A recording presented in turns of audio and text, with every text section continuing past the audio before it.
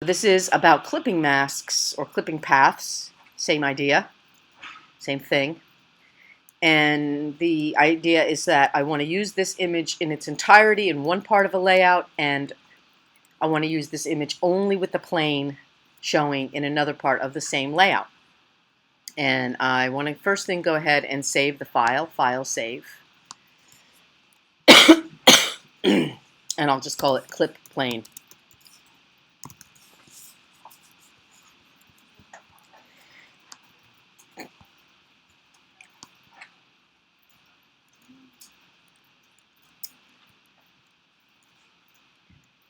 Now, if you've used Photoshop path tools at all, you might have noticed that they're not quite as exact or as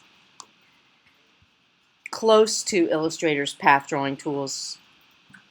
If you're used to Illustrator's path drawing tools, they're not quite as limber, but the idea is the same. It's just a couple of things to know about. So this is the path palette. Under Window, you can find this, Paths. And this is where the vector path that I'm going to draw with the path tool will be saved. The pen tool is what I'm selecting.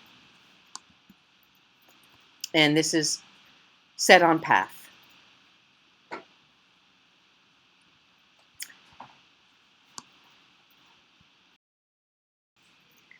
So, path palette showing, pen tool selected, path option chosen at the top.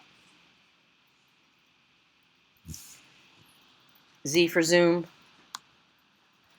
H for hand, and I want to get my plane as large as I can within the area that I can see. And I'll stick my tools over here and then back to the path tool. Now, as mentioned, this is not the easiest shape I could have chosen. I chose this because it has a lot of little tricky maneuvers that might be helpful. However, I'm going to try to make this as simple as I can for you. One of the things you do not want to do is create too many anchor points. An economy of points is the way to go. The fewer the points that you draw, the smoother your line is going to be. So it does take a little practice, but I'm going to start back here at the tail of the plane, and I'm going to click to set down the first anchor point, and then I'm going to click to set my first part of my path. And it doesn't look like anything happened because it's so difficult to see this thin line, but maybe you can see it. I've actually drawn it ever so slightly inside of the red shape of the plane tail. And now I'm going to come over to where the curve begins, but not where it's curved, and click again. And now I'm going to come where the curve ends and click and drag down slightly to create the curve on the tail of the plane. Click again on the straight segment, and then here I probably can do an undo. Do not delete. If you decide to go backwards, use Command Z. Here I'm going to click again. And now I'm going to click and drag to create this curve. And now here's one of the tricky niglets I was mentioning. So you should watch on screen because this is kind of weird. So I'm going to click to make this straight segment that exists at the back tail of the plane. But the next shape is a curve. So to inform this point that I now want it to make a curve, I'm going to press the Option key and I'm going to click right on the point and drag up. That's telling that point that although previously from the back end this is a anchor point that is a corner or straight path, forward it's going to be a curve. And that's what this line that I just pulled out is going to do. So when I click and drag, you can see it's now making a curved line. So I'm going to undo twice. Command Z, Option, Command Z. Now again, I'm going to press Option, and I'm going to click right on the point, and I'm going to drag out a short little curve informing point. And now when I click and drag, I've now created that curve that goes back against this jet. That's where the jets are. And then I want to go forward, so I'll click, and this is a straight point, straight point, straight point, this is a straight point, and then this one's a straight point, but it turns into a curve. So Option, click and drag out a tiny bit, and then click and drag. Now this tiny bit is approximately a third of the overall curve that I'm drawing. So this distance from this anchor point, if you're looking on screen, to the end of this direction line is approximately 1/3 of the entire curve that I just drew. That therein is the trick to drawing curves with the pen tool. Click, click. This is a slight curve. Keep your drags for your curves short. Tiny little drag. Click and drag down. That's a curve. Now here I want it to not be a curve after this point. So again, I'm going to click one time on that point. I'm going to Option click on that point, and that tells it going forward to be a corner or a straight path. Click. This is straight. This is actually a very slight curve here. I overdid it. Undo, Command Z. Click up under the chin of this plane. And now click, and this is a slight curve, so I'm going to click at the end of this one and just drag it out slightly, but I don't want it to curve after this line. So Option click on that anchor point. Click to create a straight segment, straight segment, straight segment, straight segment, straight segment, turning into a curve, so that's Option, slight drag out, and click. Ooh, it fit perfectly all by itself. And now I don't want it to stay curved, so it's Option, click right on the point. And straight segment, and I'll follow these rest of these straight segments. So if you've been practicing in Illustrator, this may be a little less difficult. If you have not been using Illustrator at all, this may be really foreign to you, and you will want to practice and watch this tutorial and other tutorials on drawing with the path tool that you can find on YouTube. But essentially, I've now created my path that I will turn into my clipping mask after I nudge it a bit. So I'm going to give you a moment to work on yours. Just show of hands, people who have used Illustrator. So you'll be able to continue working in a moment here. But if you look on screen, I'm going to switch to this direct selection tool, which is inside of this black arrow. There's two tools. There's the path selection, and if you click and hold down, come on mouse, it can switch to the white tool, which is the direct selection tool. I'm going to click away. Now you can see nothing happening here, but if I click right on this point, I'm going to zoom in on so you can see I didn't get it really on the corner of this bottom of the tail. So I'm going to switch back to the white arrow tool.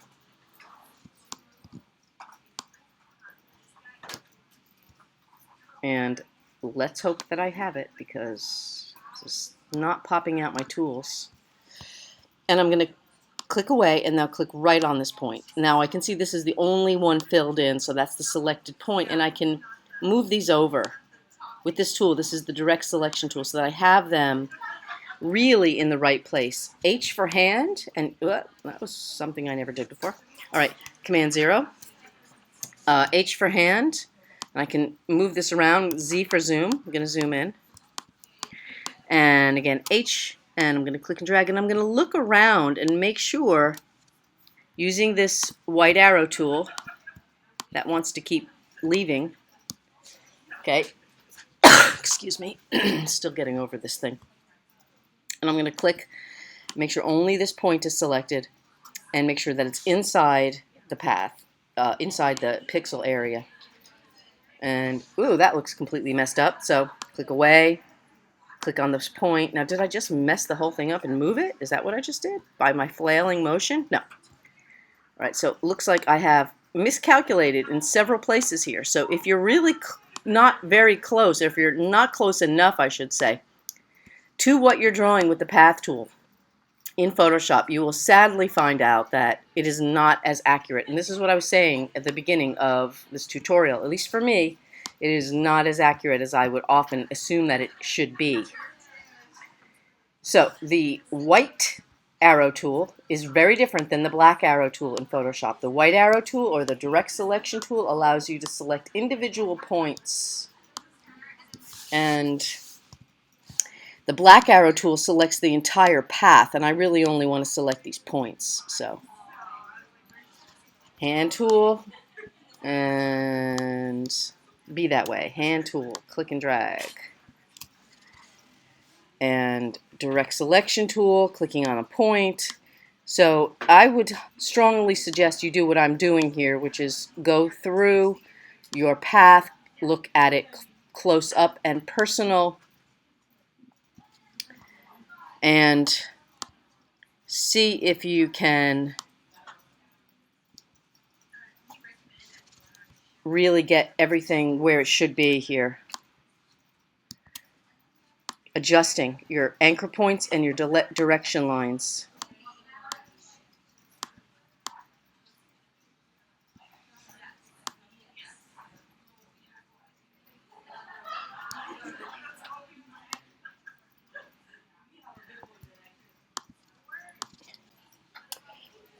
There may be times like here you see somehow you got an extra point in there that you don't want. So I'm going to move this point up against the edge where I want it to be, and this needs to come up. Maybe I really need to delete this point here, so I'm going to try deleting it. To delete it, I'm going to go into the pen set,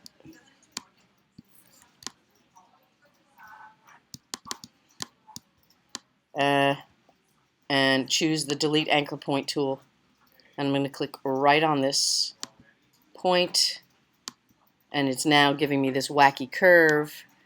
And now I need to pull this handle all the way up inside that anchor point and then realign this curve so this is smooth. Track over and keep checking. Oh, now I deleted a point where I meant to move a point back to the direct selection tool, click away, click on a point, and move this over. Okay.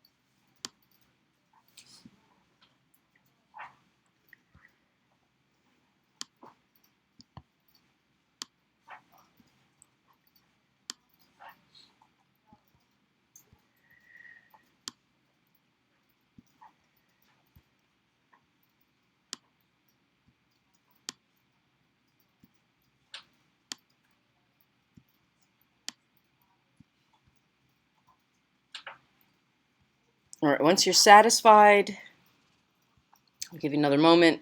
I will tell you the next instruction in just a moment. When you look in the Paths panel, the name of the path that you're drawing is called Work Path.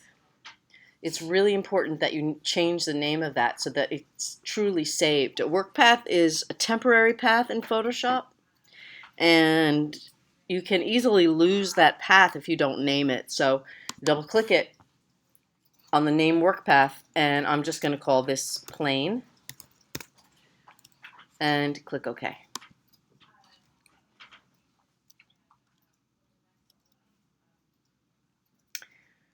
With that done, the next step to make this an official clipping path is to go to the flyout menu, and you'll notice there is a choice here that says clipping path. Now, in this Photoshop document, I only have one path.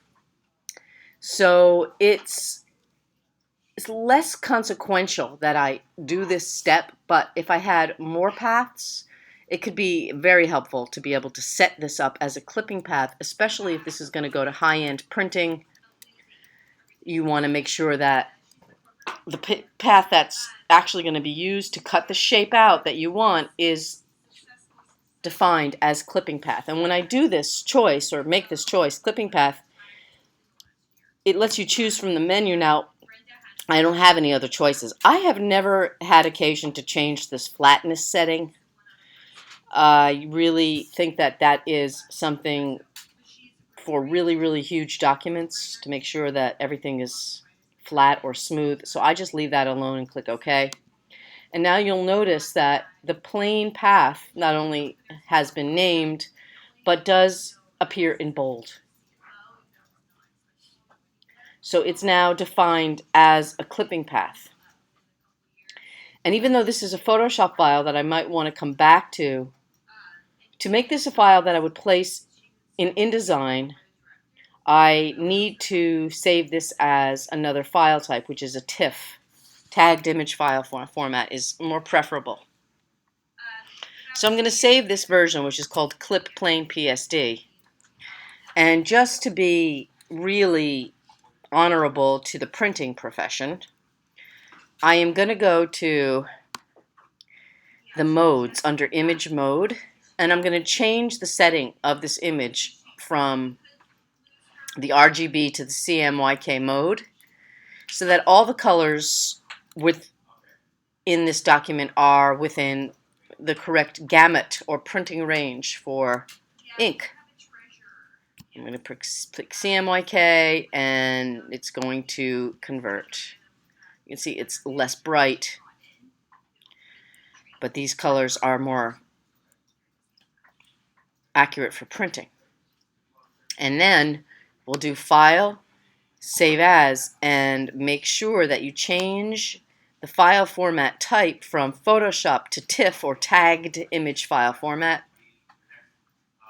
We really don't need layers. And you'll also notice that it's wanting to save it as a copy, which in reality it is a copy because it's another file format. So even though it's saying it, it's making a copy, it is a copy because it's another file format. And it's on the desktop and it's called Clip Plane TIFF. And I'll click Save.